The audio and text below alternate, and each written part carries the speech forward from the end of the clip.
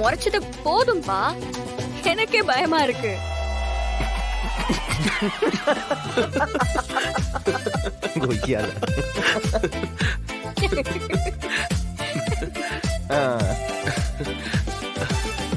பப்பப்பா, அண்ணனும் தம்பியும் என்ன பர்ஃபார்மன்ஸ்! பெரிய நடிகன் தான்ப்பா நீங்க. பின்னிட்டீங்க.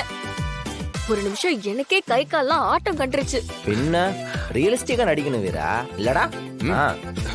ஆமா சரிதான். ஆமா, அந்த விஜய் பார்த்தாளா?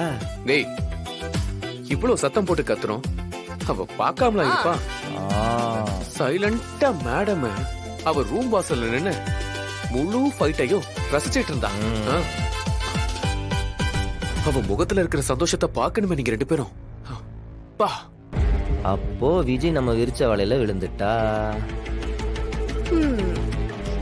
இனி அப்போ அவளை நம்ம இஷ்டத்துக்கு ஆட்டி வச்சு நம்மளோட சொத்து எல்லாத்தையும் வாங்கணும். மாமா சொன்ன மாதிரி நம்ம லீகலா போய் ஜெயிச்சு சொத்தெல்லாம் திரும்ப வாங்கணும்னா அதுக்கு வருஷ கணக்குல ஆகும். இது சிவில் கேஸ், அவ்வளவு ஈஸியாலாம் முடியாது. அது வரைக்கும் அந்த விஜய கொஞ்சம் ஆட விட்டு நம்மளால வேடிக்கை பார்க்கவும் முடியாது. இப்ப என்ன பண்ணலாம்? அதுக்கு தான் நான் அப்பவே சொன்ன ஆளை தூக்கிடலான்னு. நீங்க தான் கேட்க மாட்டேன்றீங்க. அது ஈஸி. என்ன பேசுறீங்க? அது ஈஸி தான், ஆனா அதெல்லாம் தீர்வாகாது. ஆளை கொண்டா என்ன சும்மா விட்டுருவாங்களா? போலீஸ் கேஸ்னு வருஷம் ஃபுல்லா அலையணும். சரி, ஓகே, வேற என்னதான் பண்றது? கேஸ் ஒரு பக்கம் நடக்கட்டும். அவ எப்படி ஒரு சதியாட்டம் ஆடுறாளோ அதே மாதிரி நாமளும் ஒரு கேம் ஆடலாம். முள்ளாலதான் எடுக்கணும்.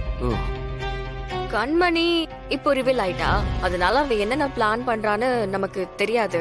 சோ அத கண்டுபிடிக்கிறது கொஞ்சம் கஷ்டம். அவ பக்கம் நம்மள ஒரு ஆள் அங்க இருக்கணும்.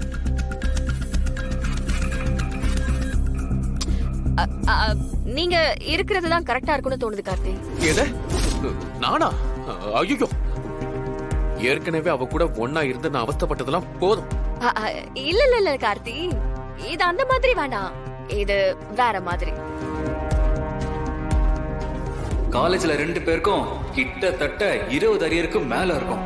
ஒரு அரியர் கூட கிளியர் பண்ணலாம் பாத்துக்கங்களேன். காலேஜ்ல இருந்து கூப்பிட்டுட்டே இருக்காங்க. நாங்களும் இந்த அந்த நீர்த்த அடிச்சுட்டே இருக்கோம். இன்னும் எங்க சர்டிபிகேட் கூட வாங்கலாம் பாத்துக்கோங்களேன். வீரா, நம்ம பிளான் பண்ண மாதிரியே என் ஃப்ரெண்ட் விஜய் கிட்ட அந்த சீக்ரெட் எல்லாத்தையும் ரிவீல் பண்ணிட்டான். சூப்பர் கார்த்தி.